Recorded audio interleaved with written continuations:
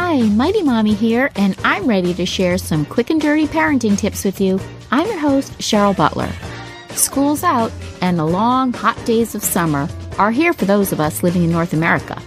This means families will be spending a lot more time outdoors, enjoying the beach, the park, the pool, or just hanging out in the backyard. We've all heard the advice about protecting our skin from the harsh rays of the sun, but all too often, we hurry out the door and forget to pack the sunscreen and other precautionary items like hats and even sunglasses. With melanoma the fastest growing cancer in the United States, Mighty Mommy has 10 tips to keep you and your family safe in the sun this summer. So let's talk about some tried and true ways to stay safe in the sun this summer. Tip number 1, plan ahead. Don't get caught empty-handed when it comes to having sunscreen and other important protective items on hand. Look for sales at the beginning of the summer and stock up on sunscreen with an SPF, which is the sun protection factor, of 30 or higher, in addition to beach hats and sun protective clothing. Mighty Mommy keeps an extra tote bag in the car with such items, so we're never without. In addition, I make up small bags for my teens to stash in their backpacks and in their cars, so they're always prepared and can share with their friends. Tip number 2, know your sunscreen. There are 2 types of UV light that can harm your skin, UVA and UVB. There is a report from the Mayo Clinic that gives more information, but sums up with UVA rays can prematurely age your skin, causing wrinkling and age spots, while UVB rays can burn your skin. Too much exposure to UVA or UVB rays can cause skin cancer. The best sunscreen offers protection from all UV light. Theoretically, the best sunscreen should be the one with the highest SPF, which is a measure of how well the sunscreen deflects those UV rays. Manufacturers calculate the SPF based on how long it takes sun to burn the skin that's been treated with the sunscreen as compared with skin that hasn't been treated with sunscreen at all. In reality, it's not that simple. When applied correctly, a sunscreen with an SPF of 30 will provide only slightly more protection than a sunscreen with an SPF of 15. The SPF 30 product is actually not twice as protective as the SPF 15 product. So sunscreens with SPFs greater than 50 provide only a small increase in UVB protection. Also, keep in mind that sunscreen is often never applied thoroughly or thickly enough, and it might be washed off during swimming or sweating. So as a result, even the best sunscreen might be less effective than the SPF number on the bottle would lead you to believe. Rather than focusing on SPF, choose a broad-spectrum sunscreen of at least an SPF of 30 that will protect you from UVA and UVB rays. Tip number 3, apply that sunscreen properly. You don't need to hide from the sun completely or wrap up like a mummy to protect yourself, but you should remember that sunscreen isn't a magical permanent coating that will protect you all day long.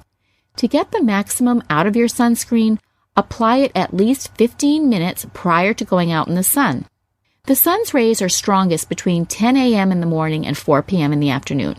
So during that time, reapply at least every 2 hours just to be safe, and more often if you've been swimming or sweating a lot, even if the sunscreen is waterproof.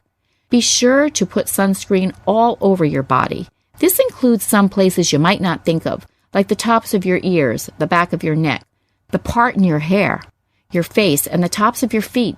You may need some help reaching everywhere, so ask friends or family members to give you a hand. If you want to block the sun's rays, wear clothing that you can't see with your hand through. Sheer fabrics can let the sun's rays in, and you can still get burned, so choose thicker weaves.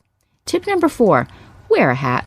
In addition to using sunscreen, a hat is a great way to get extra sun protection, especially for those too young for routine sunscreen use. According to the Center for Disease Control and Prevention, for the maximum sun protection, wear a hat with a brim all the way around that shades your face, ears, and the back of your neck. A tightly woven fabric such as canvas works best to protect your skin from those UV rays. Avoid straw hats with holes that let sunlight through. A darker hat may offer more UV protection. And if you wear a baseball cap, you should also protect your ears and the back of your neck by wearing clothing that covers those areas, or using sunscreen with at least an SPF of 30, or you can always stay in the shade. There are many different brand name hats for kids that provide wonderful UV protection. Mighty Mommy loves Sun Grubbies, where you can find at sungrubbies.com for kids' sun hats. And also keep in mind that baseball caps and visors provide only limited sun protection and no protection for your child's neck. So as I said before, don't forget to slather the sunscreen on those exposed and delicate areas. Tip number 5, wear sunglasses. Sunglasses are an important way to help protect your child's eyes from sun damage. The best sunglasses for kids should block 99 to 100% of UVA and UVB rays and wrap around your child's temples. Easier said than done, we know. But they are super cool, and if you can get your child to get used to wearing them now, he'll likely make it a habit and want to wear them throughout his tween and teen years. Give it a try. Tip number 6, wear sun protective clothing. Dressing your kids in sun protective clothing or light long-sleeve tees and slacks will help protect the skin from UV rays, although on a hot day, let's face it, no kid wants to swelter in extra layers. For better protection, there's a specially designed sun protection clothing with an SPF of 15 to 50. And you can also wear clothing washed with a laundry additive like SunGuard, which can increase the SPF of clothing. Babies, however, should be kept out of the hot sun whenever possible, and if they have to be out, dress them in clothes that cover them fully. When choosing clothing for sun protection, be sure to dress small kids in lightweight, loose-fitting long-sleeve shirts, pants, or long skirts, tightly woven fabrics in dark colors, or clothes made with wool or synthetic materials, such as polyester. Remember, though, clothing isn't usually a substitute for sunscreen. Choosing clothing that provides good sun protection in combination with the proper use of sunscreen can ensure that your child gets the best sun protection possible. Tip number 7, drink up. Drinking water is an important part of staying healthy, especially when it's hot outside. When you're sweating, you lose water that your body needs to work properly. And if you're playing a sport or running around in the sun, you lose even more water because you sweat that much more. Encourage your kids to drink up and don't wait until they're thirsty. Drinking before you feel thirsty helps keep the water level in your body from dropping too low, which can cause dehydration.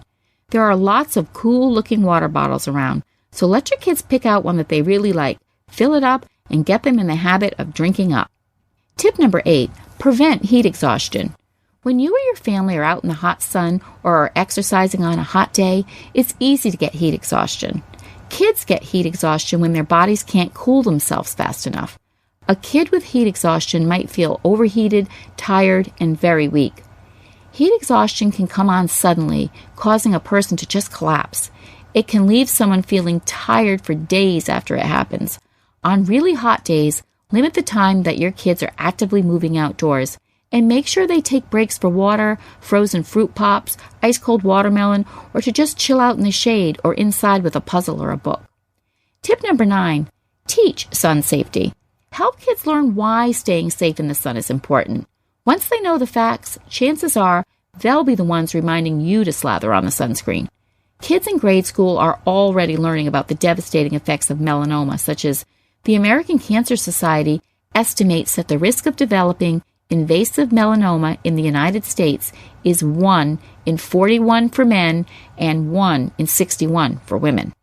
This averages out to approximately a 1 in 50 chance of developing melanoma throughout your lifetime. And the incidence of people under 30 developing melanoma is increasing faster than any other demographic group, soaring by 50% in young women since 1980. And lastly, tip number 10, learn to love the shade. Of course, fun in the sun is nice, but it's also important to give children plenty of shady options to choose from. Schedule indoor games, puzzle play, craft activities, and reading hour during the time when the sun's rays are the strongest. Even when outdoors, encourage children to build a fort using a large umbrella or making a canopy out of old sheets. Teaching them to find respite from the sun at a young age will instill this valuable lesson for years to come. How do you protect your family from too much sun? We'd love it if you'd share your thoughts in the comments section or post your ideas on the Mighty Mommy Facebook page. You can also connect with me on Twitter at Mighty Mommy or Email me at mommy@quickanddirtytips.com. And don't forget to visit my family-friendly boards at pinterest.com/mightymommyqdt. You can also visit the Mighty Mommy page at quickanddirtytips.com to read a transcript of this show. This is episode number 237, and it's called 10 Sun Safety Tips for Families. The good news is that the sun does not have to be your enemy if you wear your sunscreen, drink your water, and take breaks when you all start to feel too hot. So arm yourself with all the precautions against too much sun. Have fun with your family this summer, and until next time, happy parenting.